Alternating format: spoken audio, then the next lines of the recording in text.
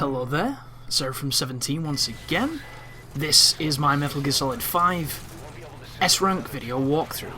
This is episode 42. It is the Extreme Metallic Archaea. This is one of the most miserable missions in the game, and it's one of my least favourite because, for all intents and purposes, throughout this entire espionage masterpiece that is Metal Gear Solid 5, you're given choice on how to do things, and a lot of the times it's up to you on what you do. Be careful when they run, they're going to do this. Even on the roof they can do this to you, so you want to be aware of it. But it's a good opportunity to counter them, get a couple shots off. If only this sniper rifle fired a little quicker, you could do some serious damage. But as it stands, I'm using the 50 cal because it goes through the armour really well. It goes through the rocks so you can wallbang them, and it just does the most damage and has the most ammunition for the damage that it does. So I'm choosing it over using explosives because I had no luck with explosives, and right there was me not doing the quick time event, and that is the damage that they can do.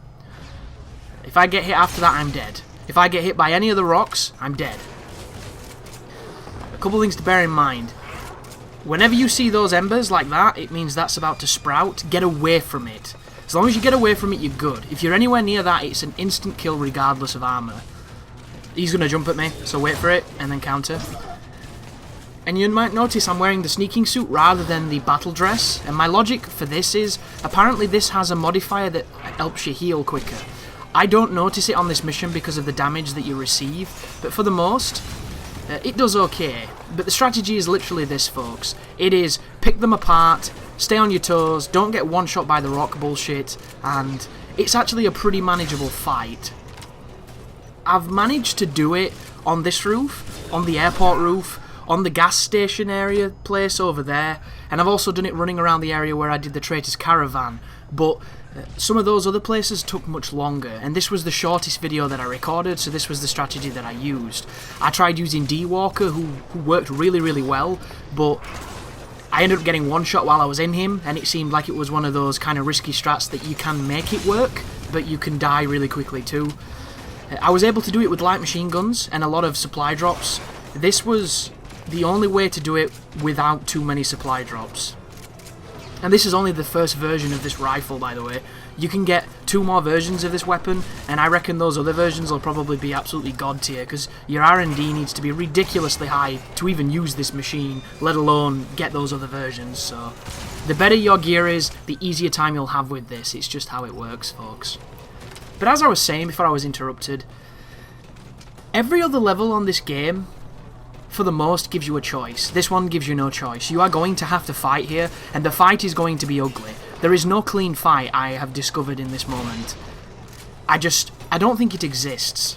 I've shot them with water pistols, I've tried using decoys, I've tried using every single throwable item imaginable. Like, I was hoping that maybe they were weak to fire, so I used D-Walker's flamethrower and it did nothing, and then I used petrol bombs and they did nothing. Then I tried dropping tanks on them.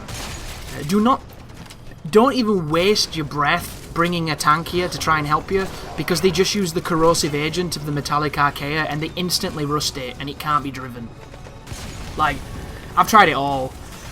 Strategy-wise, just to do this mission, if you just want to beat it, you can just use the airstrikes. You can stay out of the range of them and drop bombs, and it's incredibly effective. Additionally to this, this is a mission where apparently there is a game bug where you can screw your save file and essentially damage it so it can't be used if you bring quiet on this mission. This recording that you're watching is the only time you haven't seen me bring quiet to this mission. You'll also notice I'm wearing a bandana because this is not the same save file as the one that I did the first 40 odd missions, because at this point everybody's technology is going to be pretty advanced, so I thought I might as well swap over to my actual file and then, you know, help that file rather than a dead one that I created to make the guide. But contrary to that glitch, I never had a problem, and quiet was always hit or miss on this mission. She'll either do nothing and waste your time, or she'll do everything. And I mean everything. I've had moments when you give her the right rifle and she's on a good tear, well, she will half the duration of this video by being really aggressive and really accurate. However, I didn't want to risk it because Konami even tweeted about this problem, so it's not just a bunch of people getting unlucky, it's a legit thing. And I didn't want to force anybody to bring her along in my strategy, which is why I chose D-Dog, even though I wasn't entirely sure what the hell he was doing. because I don't even know where he is, and I'm not going to waste time. Look at this. How did that not kill me? So, you don't want to get too close to the edge when you get hit by that, or bad things can happen. That being said, that's a really good recovery. So things that you need to know really here. This rifle's god tier. Do not zoom in with it, there's no point. By the time you've zoomed in, somebody might be sneaking one of the stalagmites up your ass, and it can get you killed really quickly. I would have probably done a better job dodging here, but I wasn't playing with volume, and it's really easy to hear them when they're doing it, and if you don't hear it, you know, you can't do much, but that's just something that I do, because I'm stupid like that. But this gun is amazing. It's really, really good. Healing wise, if you don't know, you only regenerate on this game when you stop moving. I don't know if laying down makes it quicker. I don't know if going into that prone super lay down stealth mode makes it any quicker. I couldn't honestly tell you. The differences between extreme and the normal version of this mission is how aggressive the skulls are, is how resilient the skulls are, and how much damage they do. The one thing you're going to notice the most is how quickly they can regenerate the armor. But the good news is this particular sniper rifle is so good when it comes to penetration that it essentially dirt digglers them. And before you know it, you start trimming them down, and it gets to these little awkward moments where you can't get a shot on them because they're going inside the building. And of course, be wary of these windows. You can fall into them, and you might put yourself in a bad spot.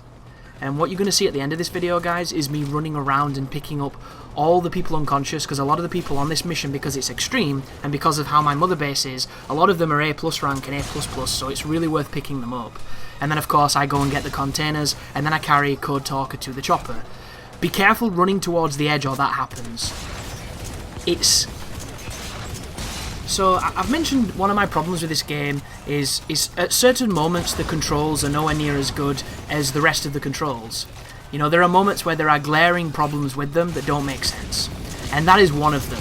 If you run towards a surface, Snake is incredibly slippery when he gets to the edge of things, and he loves throwing himself off the edge and putting himself into a climbing state, which is not a problem. It's cool, I don't mind it. But whenever something's attacking you and it's on extreme, you can die. It's one of those things where if you fall off and they're summoning the stalagmite thing, and then you climb up, the time it takes you to do that, you can't get away from it. You'd have to drop, because climbing up and then running away, it's going to explode and you're dead. And it's one of those things where all you wanted to do was run up to the edge and pull your gun and aim, but the momentum carried you and it put you into that weird like grab the edge bullshit, which this game does. Like just then, you notice how I even went into my sights and it didn't stop my momentum? Because this game has this interesting inertia pattern.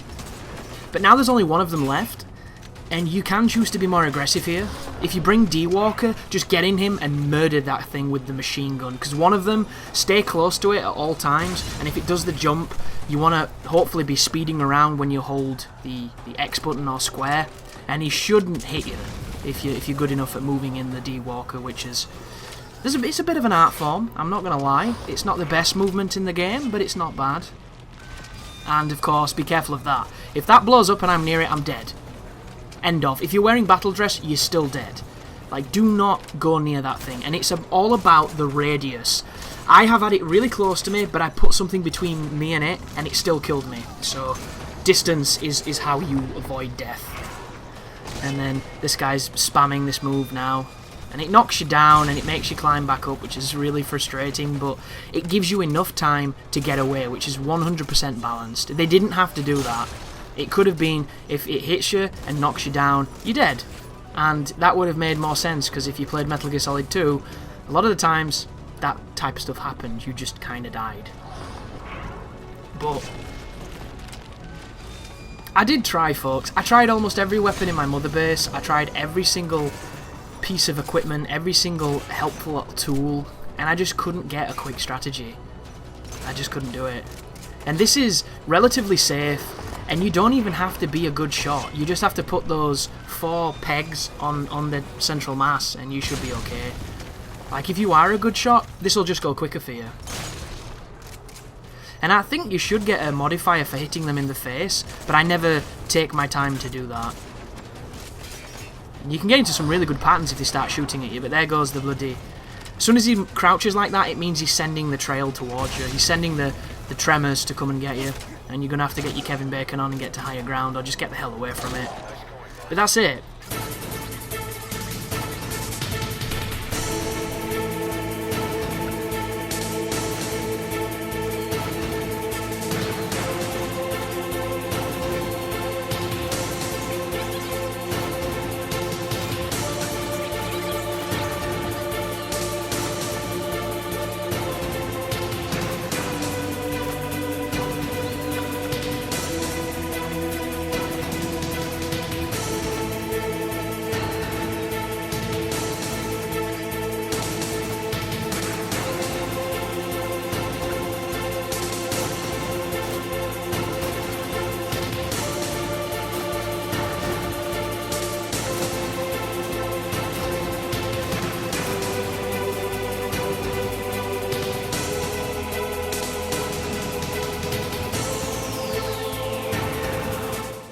But what better way to make a shitty video better than putting some cool music in it?